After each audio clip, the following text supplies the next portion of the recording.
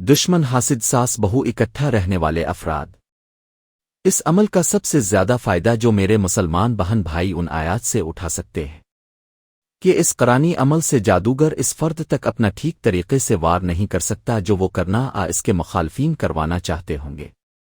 آج کل جو سب سے زیادہ چیز دیکھنے میں آئی ہے، کوئی فرد تنقید کا نشانہ بننے والا کرے، کوئی بھرے کوئی کا دفتر گھر ملازمت کا شکو، بہن بھائیوں کی کسی ایک پر خاص تنقید، ساس کی بہو پر اور بہو کی ساس پر تنقید، بعض اوقات اولاد کی والدین پر تنقید اور بعض اوقات والدین کی اپنی اولاد پر تنقید۔ ملازم پیشہ افراد سب سے زیادہ اپنے افسران کی تنقید کے نشانے پر گھر میں ہر وقت کوئی نہ کوئی ایک دوسرے کی تنقید کا حصہ رہنا۔ اس کے علاوہ جو افراد جوائنٹ فیملی میں رہتے ہیں،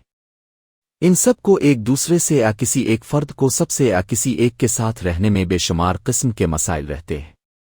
جس میں سر فہرست جادو کروانا، بد نظر لگانا، حسد کرنا، دشمن بن جانا اور اس دشمنی پر برقرار رہنا، اور اسی بنیاد پر کئی ایسی چیزیں خواہ ان کا کسی حقیقت کے ساتھ تعلق ہو یا نہ ہو، لیکن یہ الزامات درست ہوں یا نہ ہوں، لیکن در حقیقت آج کے دن تک یہ سب نظر آتا ہے اور ایسا ہی چل رہا ہے۔ اس کے علاوہ ایسے خاص افراد جو مشہور ہوتے ہیں، جن کو کئی دوسرے افراد جانتے بھی ہوں، تو یہ مسائل ان کے ساتھ بھی رہتے ہیں۔ وہ کسی سے اس کا ذکر کریں یا نہ کریں، اس بات میں حقیقت ہو یا نہ ہو، لیکن ایسی کئی قسم کی چیزیں وہ اپنی زندگی میں محسوس کرتے ہیں، اور اس میں بھی کوئی شک نہیں کہ اس میں کچھ حقیقت بھی ہوتی ہے۔ دوسروں کی نظروں سے غائب اور پوشیدہ ہو جانے سے مراد یہاں یہ نہیں کہ وہ بندہ ہی غائب ہو جائے گا، بلکہ اس قرآنی عمل سے دوسرا اس تک اپنی رسائی نہیں کر پائے گا، وہ اس فرد کو اپنی زندگی سے نظر انداز رکھے گا۔ جو فرد یہ عمل کرے گا، یہ سب اسی جگہ موجود ہوں گے، لیکن ان کے ساتھ حسد کرنے والا، جادو ٹونا و دیگر کسی قسم کا نقصان پہنچانے والا فرد اس عمل کو کرنے والے سے دور رہے گا۔ سورت کہف، سورت نحل، سورت جاسیہ ان کو تلاوت کر کے سنایا جائے گا، جس سے اس کو سننے والے کو یہ زبانی حفظ ہو جائیں گی۔ ہم دنیاوی فرد ان آیات سے کیسے فائدہ اٹھا سکتے ہیں؟ اس کے لیے کوئی ایسا فرد جو اپنی زندگی میں ان چیزوں کو محسوس کرتا ہے کہ میرے ساتھ رہنے والے افراد میرے ساتھ یہ سلوک کرتے ہیں، تو ہر ایک آیت کو 3 مرتبہ دن کے 3 حصوں میں پڑھ کر اپنے اوپر دم کر لیا کریں۔ جو افراد عربی پڑھ نہیں سکتے تو وہ ایسے ماحول میں دن میں 3 مرتبہ ان کو سن لیا کریں اور اللہ کے حضور اپنی دعا کریں۔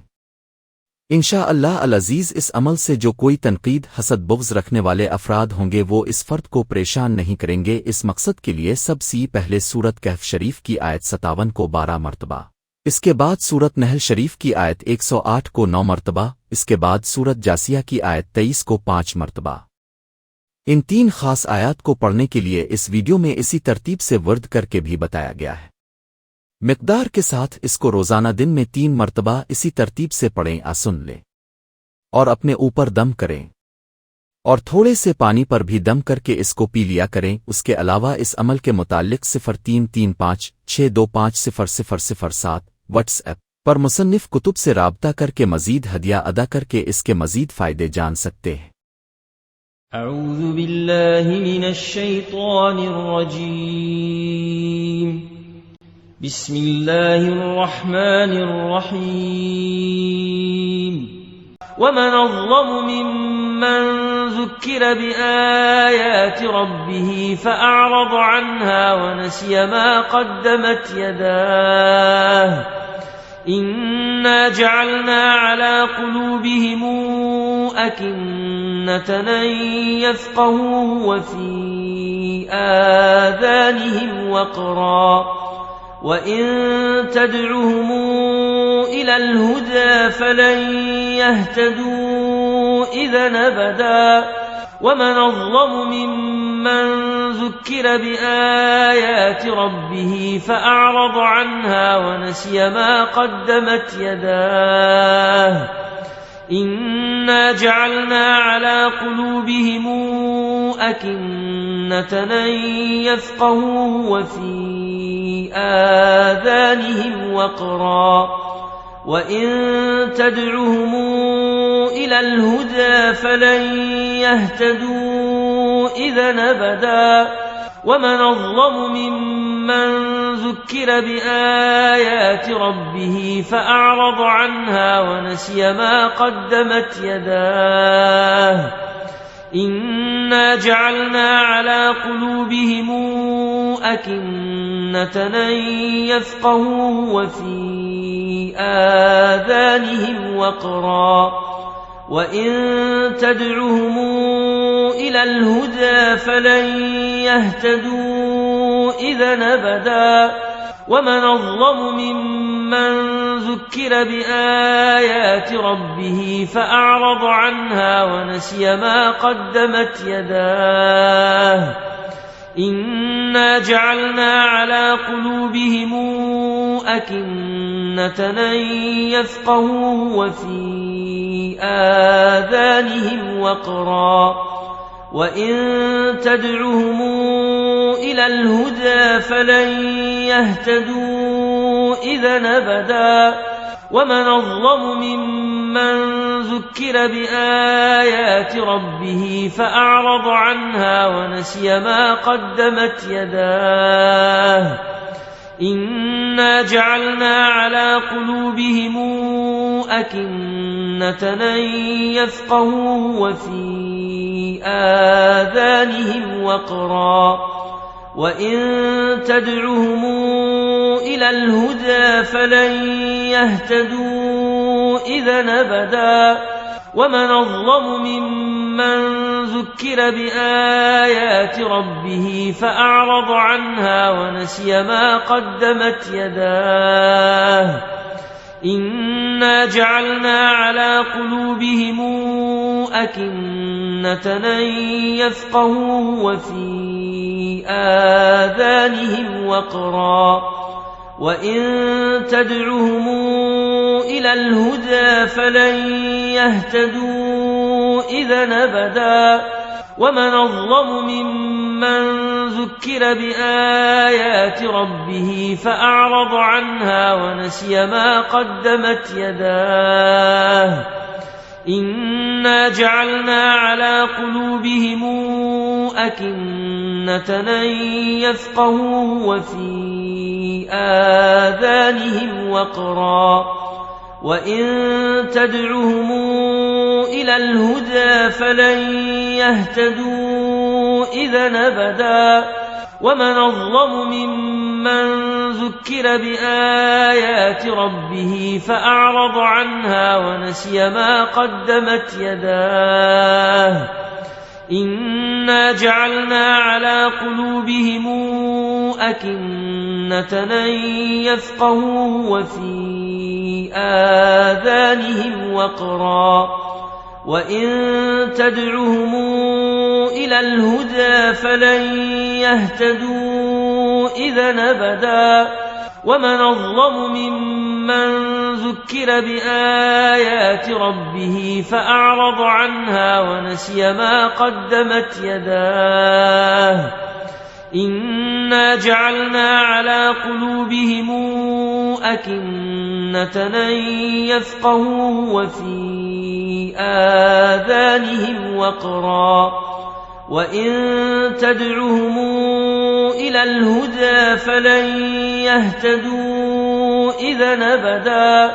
ومن أظلم ممن ذكر بآيات ربه فأعرض عنها ونسي ما قدمت يداه إنا جعلنا على قلوبهم أكنة أن يفقهوا وفي آذانهم وقرا وإن تدعهم إلى الهدى فلن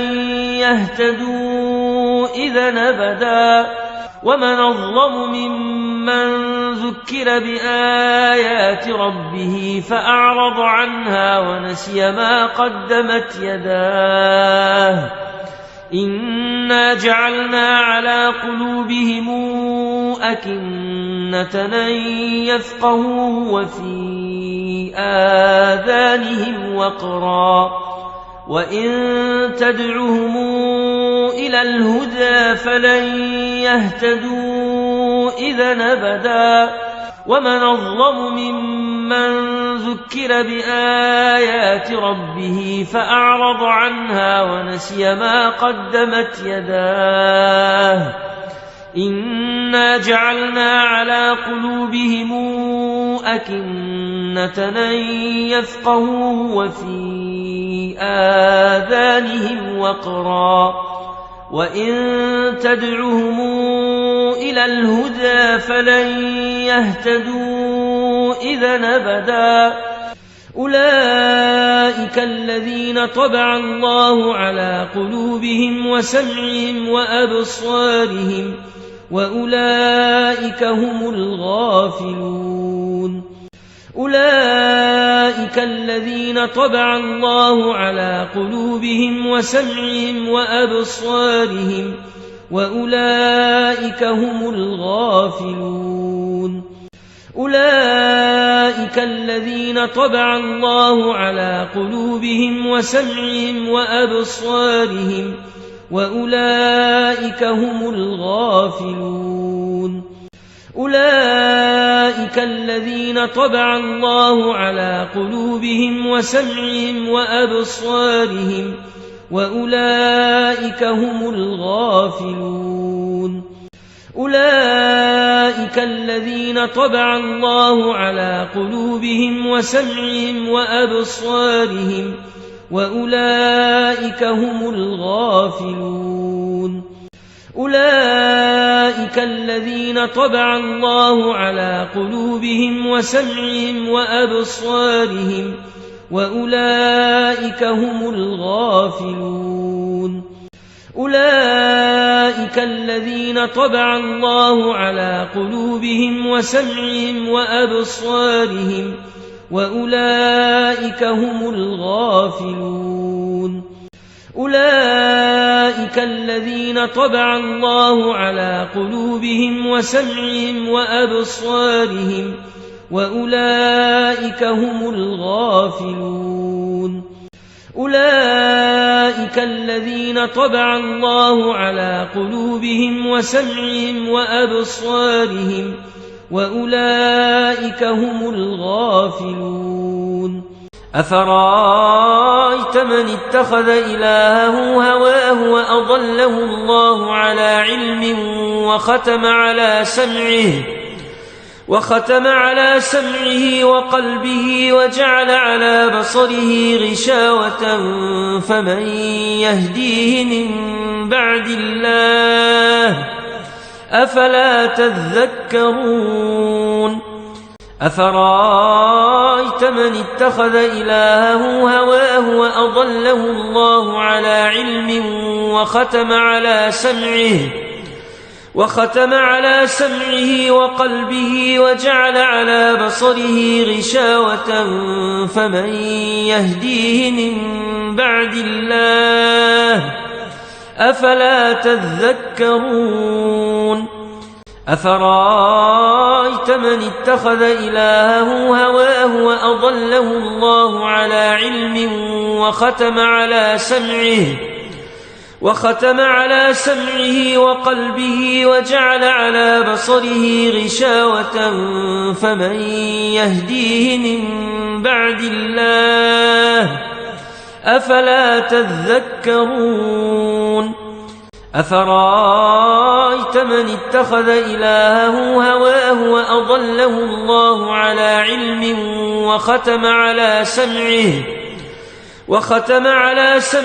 وقلبه وجعل على بصره غشاوة فمن يهديه من